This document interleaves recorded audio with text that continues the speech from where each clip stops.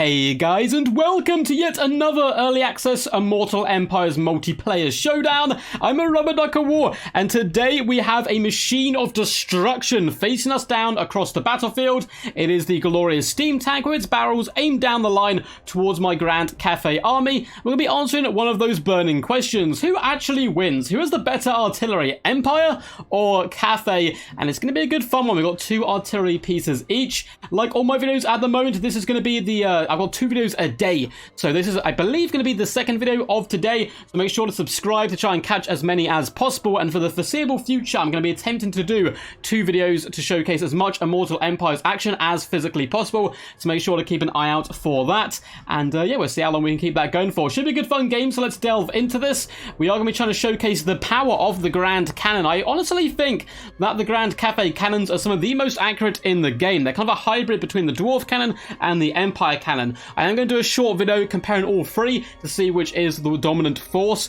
as far as cannons in the old and new worlds. But today we have a double Grand Cannon in the middle alongside a unit of Crane Gunners. Our main battle line is a mixture of Peasant Longspearmen. Their main job is to guard the flanks and the juicy underbelly of our army. Then we also have some Jade Warriors who, a couple of them are got chevroned up a little bit more experience in the art of war. We do have Peasant Archers. I don't think there's much need for crossbowmen in this matchup, so cheap and cheerful is certainly the way to go. We then have some Jade Lancers guarding the back lines and the flanks, and in the skies we have the great Longma Riders going to be trying to dominate the sky, which is certainly something Grand Cafe can do against the Empire unless Karl Franz is brought. And then we have a dragon-blooded Lord of Yin magic coming in with the Ancestral Warrior Summon, Talons of the Night, and more importantly Missile Mirror. I was expecting an artillery showdown, and my opponent is going to give it to me. So we have a steam tank on the right hand side of their formation, and on the left hand side with a hellstorm rocket battery.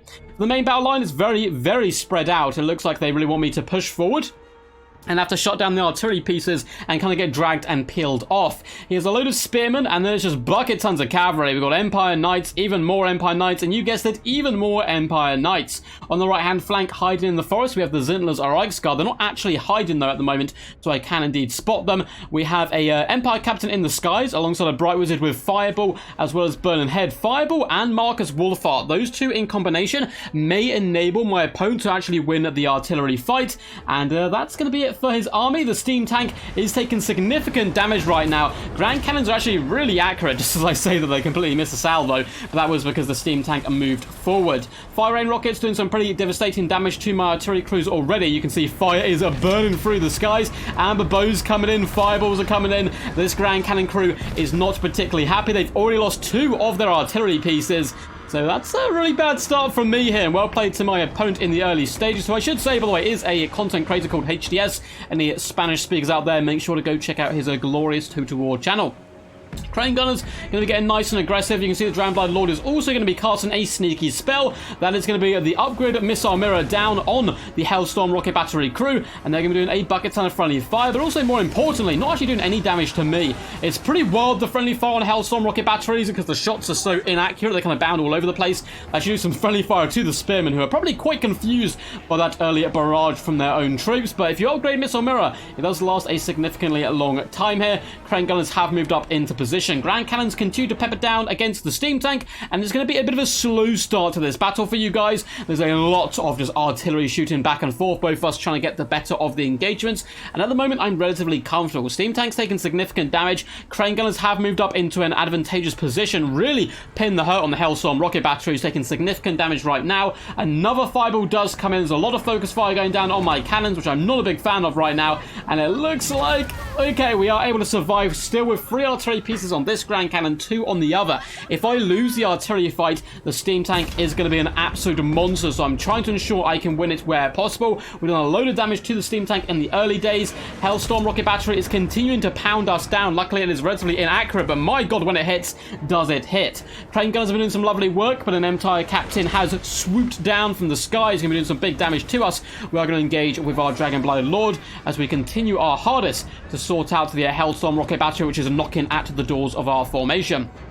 cannons. We have 3 artillery pieces here and 2 on the other, and of course steam tank is going to keep all its damage output. Hellstorm rocket battery is down to 3 artillery pieces as well, and we're about to try to put the nail in the coffin of the evil reign of the Empire artillery. Too long has the Empire artillery been very powerful in multiplayer. We need to come in with Grand Cafe and shut them down. Missile Mirror is coming in with another salvo as well from the Crane gunners. Looks like we are starting to get a bit of an upper hand in the artillery fight. Hellstorm rocket battery, it does indeed go down. Grand Cannons are switching their focus fire to the steam tank, doing some big damage. We're getting an amber bow coming. Does go after our Lord though, putting a bit of hurt on us. We're going to be trying to get a bit of justice for that pain. Crane gunners can now focus down Marcus Wolfhart, who's not going to enjoy that whatsoever. He is relatively squishy to enemy range pressure.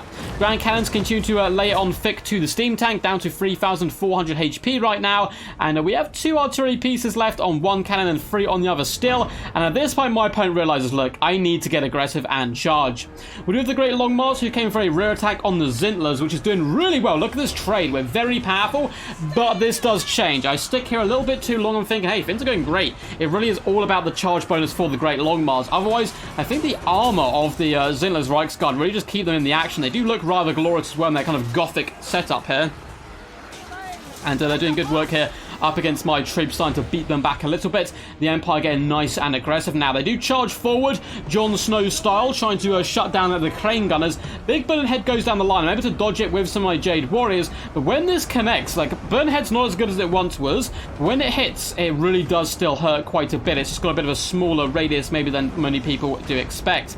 Cannons are able to blow up the steam tank, which is glorious for me. We have Jade Lancers versus Empire Knights, which is kind of the fight of the lackluster cavalry here in the middle, and it's going relatively well though for my my own troops, pinning the enemy back and buying more and more time for crossbowmen to lay it on thick. Now the Crane guns have been shut down. We get a little over aggressive on the right hand flank with the Jade Warriors, making them prime targets here for the Empire Captain. My Lord is taking significant pressure from Marcus Wolfhart. We're able to juke back and forth though and hopefully avoid it. And one big boon for me is my cannons are still singing. My opponent's artillery has been silenced. On the left hand side, once again, Empire Knights are charging uphill, and we are able to counter intercept them with our Jade Lancers. My opponent attempts to drag me back into the Spearmen, and I want all the smoke, so we're charging in regardless. We also have the support of the bucket tons of infantry, and then the Jade Lancers going to fall back to help protect the back line. Peasant archers are laying on thick. Bounce power is relatively even at the moment. We have a slight advantage. My opponent's already starting to overwhelm me, though. You can see Spearmen are moving down the left-hand side. Empire Knights are in the back line. I got some Jade Warriors back who have peeled away. Maybe might be able to save this situation over on the far side as well. My opponent's Spearmen are getting distracted. This is really good news for me. I'm trying to take off some of the pressure from my back line. Great Longmar Riders charge down into the Zintlers, get a little cheeky little hit and run, then get back up into the sky once again. Don't mind if I do. Big Fat Burning Head comes down the line doing some okay damage work here. Looks like Empire Knights were fended off, and the Grand Cannons are still going strong to that Burning Head. When it connects with the Peasant Archers, does some pretty crazy damage. They take a lot of work there, but alas for my opponent, we do not break. We shall stand and fight. I've got some Jade Lancers idle in the back. They believe they overextended or maybe fled, and I need to get them moving on to Marcus Wolfhart a little bit quicker than I currently am, because he's doing some decent damage here. Up in the skies, the Drownblind Lord is fleeing before the might of the Empire Captain. Don't really want to tussle with that bad boy. Things are going well though in the front line. We are holding back the enemy. Some crossbowmen were shut down by the Empire Knights, but the Jade Lancers seem to be training relatively effectively into them, and with the Jade Warriors nearby, we are really pushing back the rather regal looking Spearmen right now. Peasant Spearmen are moving in as well, though a couple of them are getting flung left, right and centre. Ancestral Warriors is really going to push that balance power heavily into our favour. Longmar's coming over to support their boy, Dragonblood Lord, who was getting quite harassed, it must be said, by the Empire Captain, so we're looking to shut him down. Jade Lancers in the back do go for a big surround of Marcus Wolfhart, though we are indeed snared by the hunter himself. The Peasant Archers are continuously firing. Looks like Empire Knights, the Zintlers reiksguard, are finally freed up after that initial harass, and they are going to be finally shutting down my Grand Cannons. Get a big fat Burning Head in the front line. I'm able actually just to walk away though, pull it back, and it ends up going through more of my opponent's troops than my own ones, which I'm a big fan of indeed. The Zintlers reiksguard do shut down one Grand Cannon. However, we still have these Great Longmars floating around. They've been battling it all day out, the Zintlers and the Great Longmars. And it looks like the Longmars may be coming out on top here. The Zintlers are a fantastic looking unit, but in my eyes, they look a lot better when they're dead on the ground, particularly when I'm against them. And I'm quite happy to see the back of them, although they're still pursuing, despite the Great Longmar pressure, continue to push pressure through and maybe shut down at the second Grand Cannon. If you want to call it a Great Cannon, because of course of the Empire one. and the peasant archers there as well. Now in this late stage, we've managed to push back the worst of the opponent's build. Marcus Wolfart's running for his life, so I just try to tip the bounty power over with a late game summon, and it shall be a glorious victory for Grand Cafe. Well played at HDS, it was a really awesome dude. I played him a few times so far, hoping to be able to play him some more over the coming weeks to get you guys some more footage. Really awesome dude. This was a bit more of a one-sided game. We managed to do a pretty decent job. I want to show the power of the Grand Cannons, and I think they're going to transition relatively well into Immortal Empires. I think Cafe will in general as well. And yeah, Steam Tank's, you know, pretty gnarly. It managed to get only 666 gold value, so trying to make a pact there perhaps with some of the demons and come into the game a bit more, maybe in Rebirth and brought back from the warp. Hellstorm rocket battery as well, also shut down. Just double cannon, it is so strong. 1.8k gold value on one cannon, 1,000 on the other. Beautiful work there against the steam tanks. Zinling's reiksguard, how much value did they actually get? 1.1k, not bad against the 1.1 of the longmas, so trading, I suppose, relatively evenly, but the great longmas also were hunting down other targets, and the Zintlers shut down the cannon crew and that so on in the late game. The crane gunners did a decent job just applying pressure. Very impressed with the Lord, only 48 gold value, but those missile mirrors really helped out quite a bit, as well as the ancestral warriors in the late game. Marcus Wolfart did, you know, 1,000 value, not too shabby whatsoever. Jay Lancers did seem to trade effectively against Empire Knights.